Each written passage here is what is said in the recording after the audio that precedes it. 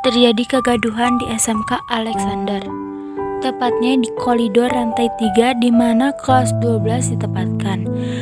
Gadis berambut coklat sepungu itu berdiri dengan angkuhnya, menatap sini selaki yang di hadapannya. Siapa lagi kalau bukan Bianca Dialova, si ratu pembuli. Dan lelaki yang di hadapannya adalah Nathil Gionino, putra kapten basket SMK Alexander. Tujuan dia berhadapan dengan Bianca adalah untuk menyatakan cintanya.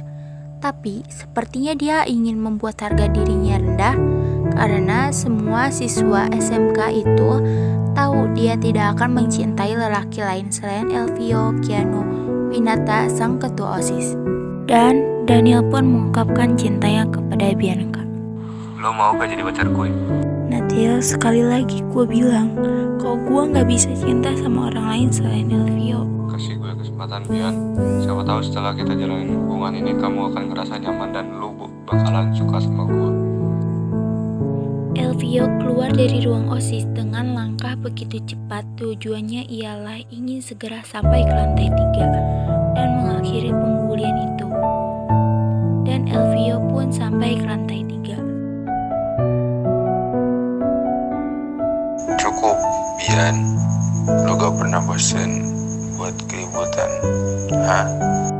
Kalau gua gak kayak gini, lo gak bakalan peduli sama gua, El. Ikut gue.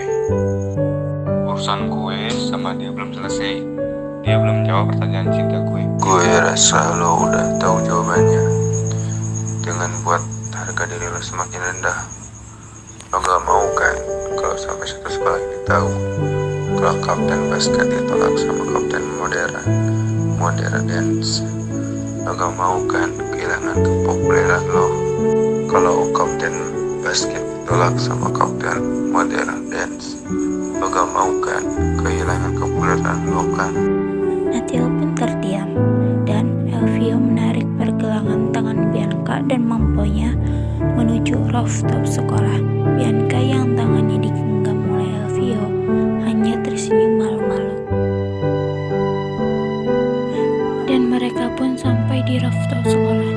Apa alasan lo nolak cowok yang benar-benar suka sama lo? Dari mana lo tahu kalau Nathil beneran suka sama gue? Dia suka sama lo semenjak MOS. Gue tahu karena setiap latihan dia mau belain pulang telat hanya untuk memastikan kalau lo pulang dengan selamat, Bian. Apa lo gak mau ngasih kesempatan? Mungkin setelah itu lo bisa cinta sama dia. Kata Halil, lelaki baik, Bian. Jangan sia-siain cowok kayak dia. Kalau gue terima cintanya Nathil, gimana sama perasaan lo, El? Lo udah siap patah hati? Maksud lo? Gak usah pura-pura bodoh, El. Kita itu temenan udah semenjak bayi. Kita sama-sama suka kelas 1 SMP. Tapi kenapa setahun belakang ini sikap lo berubah sama gue, El? Lo menjauh dari gue, dari Nasya, dari Rani. Kenapa? Kita sahabatan dari kecil dan entah kenapa lo tiba-tiba berubah. Kenapa lo yang harus berubah, El? Kenapa bukan Alex sama Apin? Kenapa orang yang gue suka harus berubah, El? Gue kangen sama perhatian lo. Gue kangen sama masa-masa kita ngabisin waktu. Kenapa lo milih menjauh? Dan lo gak tahu gimana perasaan gue saat kehilangan orang yang gue sayang. Gue sayang sama mama, tapi mama malah ninggalin gue. Dan setelah kepergian mama, lo juga menjauh dari gue. Apa lo mau temenan sama gue karena nyokap kita sahabatan? Dan setelah kepergian mama gue, lo malah milih menjauh. Apa gak cukup penderitaan yang gue rasain karena kepergian mama? Kenapa lo juga milih menjauh dari gue, El? Maafin gue, Bian. Gue menjauh dari lo bukan karena kepergian Tante Lia. Gue sekarang kayak gak kenal sama sifat lo setelah kepergian Tante Lia. Karena lo harus berubah. Gue gak suka sikap lo yang sekarang yang suka nindas orang yang menurut lo lemah. Gue gak suka sama bicara yang kesal. Kemana bicara Bianca yang gue kenal, Bianca yang baik, Bianca yang suka bantu orang lain, Bianca yang ceria, Bianca yang pintar. Gue tau lo tertekan karena kepergian mama lo, tapi gak seharusnya lo merubah sikap lo, Bian. Dan lo gak lupa kan kalau mama gue udah anggap lo kayak anak sendiri. Tante Lia sahabat yang paling dekat sama mama. Mama juga sempat terpukul saat sahabat yang paling sayang meninggalkan dunia ini. Mama sayang sama lo, Bian, sama kayak mama sayang sama gue. Gue mau lo jadi bicara. Gue mau lo jadi Bianca yang dulu, bukan Bianca hitam premen kayak sekarang. Lo mau kan kembaliin seperti yang dulu? Maaf, gue gak bisa ya.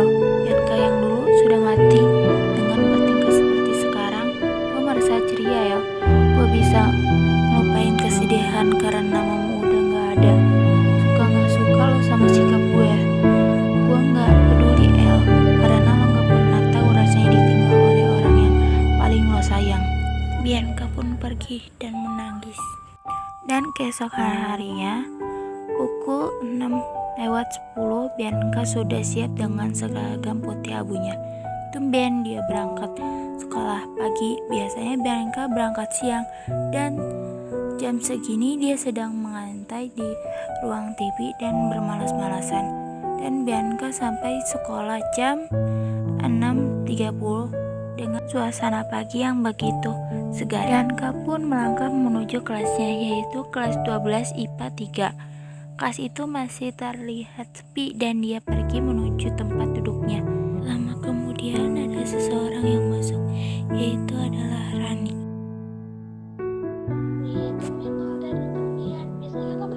Gak apa-apa sih, gue cuma pengen berangkat pagi aja. Mereka pun memulai pembelajaran, dan setelah itu bel pun berbunyi. Semua siswa beristirahat, dan Bianca pun pergi kantin bersama Novita. Setelah itu, setelah membeli makanan, makanan ini dijatuhkan oleh seseorang cowok. Seseorang itu yang bernama Leo. Maksud apa lo numpahin makanan Novita? Suka-suka gua. Emang lu siapa ngatur-ngatur gua? Emang pas lo bikin ulah gua ikut campur? Enggak kan? Gua anak pemilik sekolahan ini, jadi lo berurusan sama gua, apalagi menyangkut Novita. Dia itu teman gua, jadi gua gak suka sikap lo yang kurang hajar sama Novita. Allah, cewek cupu kayak dia lo belain. Walaupun dia miskin, setidaknya dia juga punya hati gak kayak lo. Kalau gua gak punya hati, terus gimana sama lo, Bian? Bukannya lo gak punya hati setelah mama lo mati? Lo gak usah bawa-bawa menyokap gua. Bukannya itu bener ya, Bianca? Setelah mama lo mati, lo jadi seenaknya aja membuli orang. Mentang-mentang lo anak yang punya sekolahan ini. Gue cuman bully orang yang gak tahu diri dan emang pantas untuk dibully. Dan sekali lagi, lo gak usah ungkit-ungkit nyokap gue. Gue pastiin lo akan di DO dari sekolahan ini. Bianca pun berlari, dan air matanya pun membasahi pipinya. Dia pun berlari ke kamar mandi, dan dia menangis. Tak lama kemudian ada seorang cowok yang masuk ke dalam toilet. Yang tak lain ada Elvio. Bianca, jangan nangis. Elvio pun memeluk Bianca. Gua kangen mama, El. Gua kangen mama. Pulang sekolah ke rumah gue. Yuk, mama kangen sama lo, Bian. Bianca pun mengangguk dalam pelukan Elvio. Elvio pun menunggu Bianca keluar dari kelasnya, dan Bianca pun keluar dari kelasnya. Sorry, lama nunggunya ya. Gak lama kok. Tadi ketemu sama mama kan. Jadi kok aku juga kangen sama Tante Aleta. Dan mereka pun pergi menuju parkiran. Dan mereka pun pergi menuju rumah Elvio. Dan mereka pun sampai ke rumah Elvio. Mereka pun masuk ke rumah Elvio untuk bertemu dengan mamanya Elvio. Assalamualaikum, Ma. Waalaikumsalam. Elvio punya kejutan buat mama. Bianca, Tante kangen banget sama kamu. Bianca juga kangen banget sama Tante. Kebetulan Tante masak kesukaan kamu. Nanti kita makan bareng-bareng. Makan ya. Ya udah, Ma. Elvio ke atas dulu ya. Ya udah, nanti kamu ganti baju terus langsung turun ke bawah untuk makan bareng. Setelah makan bareng, Bianca dan mamanya Elvio untuk bercerita tentang mamanya Bianca. Bianca menangis ke pelukan mamanya Elvio. Dan Bianca kangen sama mama. Tante tahu pasti kamu kangen banget sama mama kamu. Tapi kamu jangan cengeng gini dong. Nanti mama kamu sedih lihat kamu nangis. Tante sayang sama kamu seperti mama kamu menyayangi kamu. Kalau ada apa-apa jangan sungkan buat cerita sama tante. Makasih tante, udah sayang sama Bianca dan udah sayang sama mama. Bianca akan berusaha buat ikhlas untuk kepergian mama. Bianca sayang sama tante. Sekian dari cerita saya. Mohon maaf kalau ada salah kata. Dan dari kesimpulan cerita ini adalah sahabat sejati adalah yang